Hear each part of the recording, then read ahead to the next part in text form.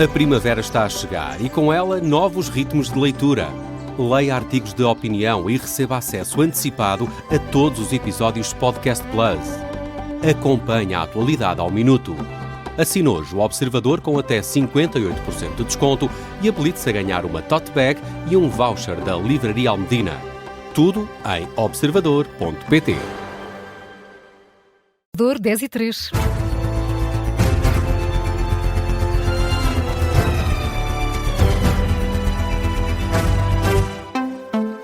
As notícias com Carla Jorge de Carvalho. O Primeiro-Ministro admite que a situação das contas públicas está muito agravada por causa do conflito no Médio Oriente e pelas tempestades que afetaram o país no início de fevereiro. Declarações de Luís Montenegro há pouco em Bruxelas, à entrada para o Conselho Europeu, que vai discutir medidas para fazer face à subida dos preços por causa do conflito no Médio Oriente. Ainda assim, Luís Montenegro garante que é possível salvaguardar o equilíbrio orçamental. Claro que a situação está muito agravada e está agravada por dois fenómenos, duas circunstâncias absolutamente imprevistas. Um comboio de tempestades como nunca tivemos. Por outro lado, temos uma situação internacional de instabilidade que no caso concreto está a afetar o preço dos combustíveis de uma forma que naturalmente não é imune à economia e tem um impacto negativo também desse ponto de vista. Então, a nossa convicção é que ainda estamos num quadro onde é possível salvaguardar o equilíbrio orçamental de maneira a termos um resultado positivo. Luís Montenegro em declarações aos jornalistas para a entrada da Cimeira do Conselho Europeu que decorre hoje e amanhã em Bruxelas. O Primeiro-Ministro diz ainda que espera que a União Europeia e a NATO contribuam para que a guerra no Irão se resolva pela via diplomática. Já o Presidente do Conselho Europeu reforça que o mundo vive um momento desafiante a nível energético e volta a apelar à adoção de medidas que reforcem a produção interna de energia. É o apelo deixado por António Costa à entrada para a reunião do Conselho Europeu. Em declarações também aos jornalistas, repete que a União Europeia tem de deixar de depender dos recursos energéticos estrangeiros face à atual instabilidade política. Fica muito claro com esta situação no Irão que a única boa forma de termos preços estáveis e não dependemos dos outros e reforçarmos a nossa segurança energética é investirmos cada vez mais na transição energética, porque é a única forma que nós temos de depender da nossa própria energia e isso é fundamental para a nossa segurança. O Presidente do Conselho Europeu, esta manhã em Bruxelas.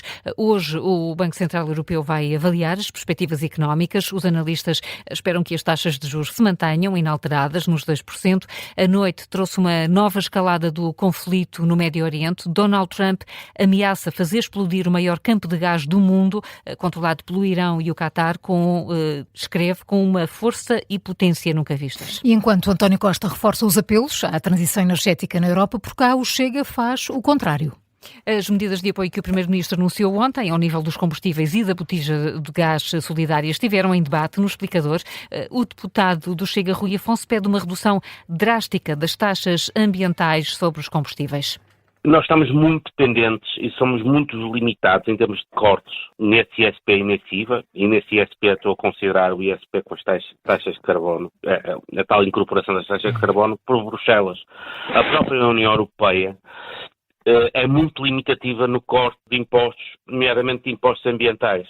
Tem a ver essencialmente com questões de transição energética. E eu acho muito estranho, sinceramente, que nós não consigamos fazer algum pressing junto da União Europeia, porque não são eles que abastecem os nossos automóveis, somos nós, são os portugueses, para realmente nós conseguirmos uma suspensão, uma redução acentuada ao nível dessas taxas. O PS vai mais longe, os socialistas olham para além dos impactos no preço da gasolina e do gasóleo. O deputado Hugo Costa defende o regresso do IVA zero. Depois há uma medida que eu julgo que é fundamental neste contexto, que tem a ver com a própria alimentação, porque naturalmente... Com o IVA zero?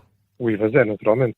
Porque o facto de termos o aumento dos preços dos combustíveis vai levar à inflação dos preços dos alimentos. Também vai levar a mais dificuldades das pessoas que têm grande parte dos seus rendimentos para a alimentação. E dessa forma é importante esses produtos do cabaz essencial, ter o IVA zero. Hugo Costa, do PS, e Rui Afonso, do Chega, que consideram insuficientes as medidas anunciadas ontem pelo Governo e que vão ser votadas esta manhã em Conselho de Ministros. A opinião contrária tem o deputado António Rodrigues, social-democrata, destaca a ação pronta do Executivo. Neste momento não compensa sequer ir à Espanha meter combustível a quem está na zona raiana, porque o combustível na Espanha está mais caro do que em Portugal. Portanto, eu registro aqui 3 situações. Em primeiro lugar, o Governo agiu até de forma pioneira, e isso é atestado por um conjunto de observadores independentes, nomeadamente aqueles que analisaram os dados que referi há pouco, que o observador falava hoje de manhã, mas acima de tudo agiu de forma tão impactante que consegue neste momento responder melhor que muitos países europeus. São os destaques do explicador desta manhã. Luís Montenegro anunciou que o gasóleo profissional vai ter um novo desconto de 10 cêntimos e a botija de gás solidária a ajuda passa de 15 para 25 euros. A DEC considera que a comparticipação do Governo para a botija de gás solidária em 10 euros é uma medida benéfica para as famílias.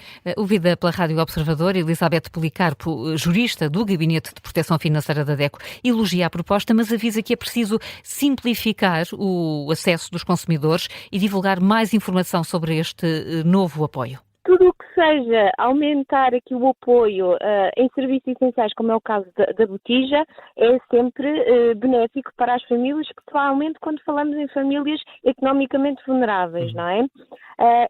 Contudo, para além de aumentar e prolongar no tempo este apoio, é também essencial simplificar o acesso dos consumidores que podem ter benefício neste apoio e também divulgar muito mais informação do mesmo. Elizabeth Policarpo, sobre a comparticipação do Governo para a botija de gás solidária. A jurista da DECO considera que, além deste apoio, devia haver também uma redução do IVA associado ao serviço. O Governo da AD faz um balanço positivo da Unidade Nacional de Estrangeiros e Fronteiras, da PSP, é o órgão responsável pelo controle das fronteiras aeroportuárias. E numa altura, Carla, em que a Páscoa e o verão se aproximam, o Executivo reforça que está a tomar medidas para evitar que o cenário de longas filas e atrasos nos aeroportos se repita.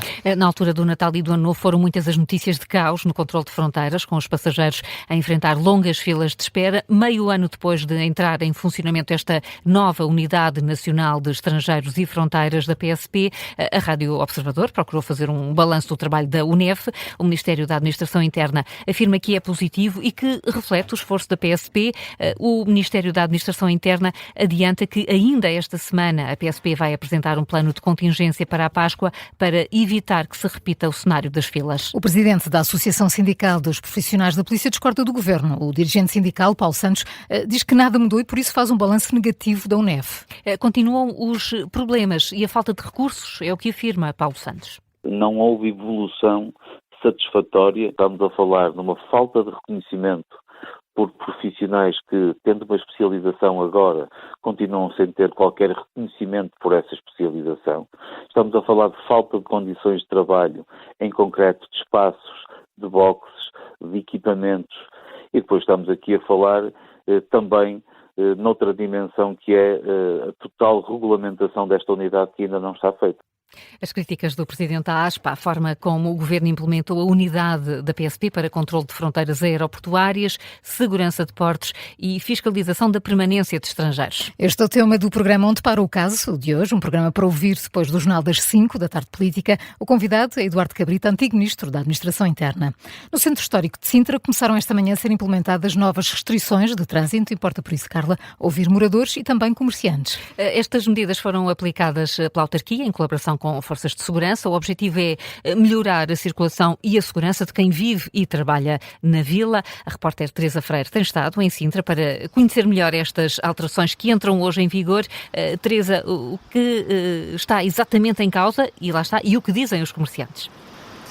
A principal restrição está relacionada com o trânsito. A partir de hoje, no centro da vila, só devem circular autocarros, residentes e comerciantes. A Câmara quer que os carros fiquem à porta nos parques de estacionamento periféricos. Há pouco falámos com Maria do Rosário, que é proprietária de uma loja de souvenirs no centro de Sintra há cerca de 18 anos. Admite que não fazia a mínima ideia de que estas medidas iam ser hoje implementadas. Não faço a mínima ideia, não sabia das medidas, soube hoje de manhã. Talvez por minha ignorância, mas não fazia a mínima das ideias do que é que se ia passar. Nem sei se vai ser melhor, se não vai ser, não faço a mínima ideia o que é que isso vai fazer. Porque dizem que o trânsito vai se concentrar nos parques para Lorel e para outras zonas de Sintra, e eu não faço ideia como é que as pessoas vão circular, o que é que se vai passar. Por outro lado, Rui Ferreira, que é proprietário de uma pequena mercearia, admite que já sabia que a partir de hoje algumas coisas iam mudar e acredita que vão mudar para melhor. Eu penso que sim, já se aplica em algumas cidades europeias e é uma medida que tem que ser feita. Existe muito fluxo de carros e para estacionar aqui é difícil, portanto existem parques periféricos para isso. Mais ao início da manhã falámos com o vereador Francisco Duarte, que tem o pelour da mobilidade e que explicou quais são as principais medidas nesta operação.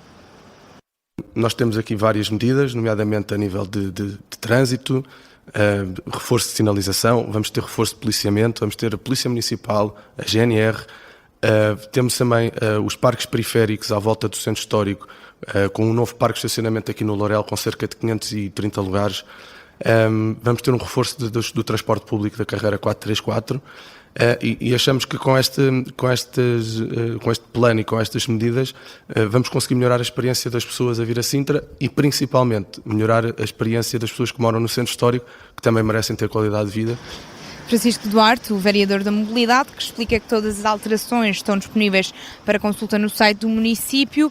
Ora, entraram em vigor às 8 da manhã, o movimento não era muito aqui na vila. A esta hora já há mais turistas, também já vemos mais polícias na rua a fazer, lá está, esta fiscalização.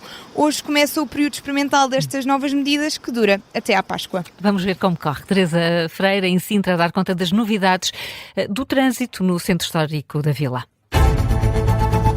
São agora 10h14. Carla, antes do contracorrente, que outras notícias marcam esta manhã?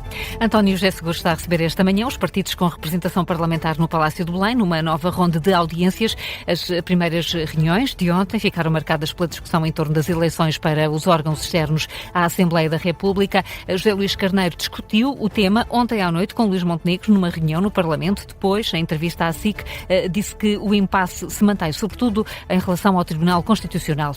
14 presidentes de Câmara da Grande Lisboa reúnem-se esta tarde para concertar posições sobre o encerramento de serviços nos hospitais de Vila Franca de Xira e do Barreiro. Os autarcas estão contra o fecho das urgências de obstetrícia e ginecologia nestas zonas, falam numa luta conjunta e alertam que todos os utentes vão ser prejudicados.